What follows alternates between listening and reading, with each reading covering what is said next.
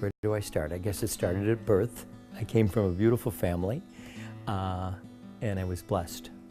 But I think, all through my growing up days, I wanted to be a teacher. And I was applied to go to Teachers College in Buffalo. But I come from an Oblate parish, and I always was impressed by the priests that were there, always. I mean, they were just like the best, And it always was in the back of my mind, but I thought, no, that's not for me. And I actually started to pray against it. So when I was going to college, rather than going to the Teachers College, I said, well, all I'll do is I'll go for a semester, get it out of my system, and then, Well, in those days, they used to have these, like a come and see, and it was at the seminary in Newburgh, New York. And strangely enough, Father Richard, who's stationed with me, was on that same weekend, or week, it was a week. And we went, and there was quite a few of us. And I started to feel it fits. I always say, how do you know when something's right? It fits, it's you. But at the same time, I came back and thought, oh, no.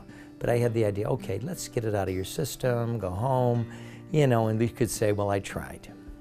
Well, I decided I'd go in, and it was September, as college was starting, and I had to go back to finish our exams. We used to have our exams after the Christmas break, which meant you had to come back. Now, probably I wouldn't have come back, but I came back, and as soon as I came back, I realized this is me.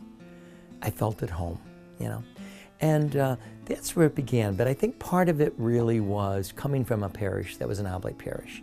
And as growing up, I didn't know there was really other religious orders. I didn't even know what a diocesan priest was, because there were a lot of Oblates at that parish, because it was a mission house. And then there were 2 Oblate high schools. Now, I went to public high school, but there were 2 Oblate high schools, so there was always a lot of Oblates around. And in those days, they always had one young guy who was in charge of the youth. And I still remember him. He had such an impression on all of us. He really had a tremendous impression. And I knew at that point in my life how many young people would go to him for just counseling or just to talk. And he was so easygoing. And he had developed baseball teams. And he must have had, I think there were 8. So every kid we had a huge CYO. I think there were 200 to 300 kids. And I was the bat boy, believe it or not.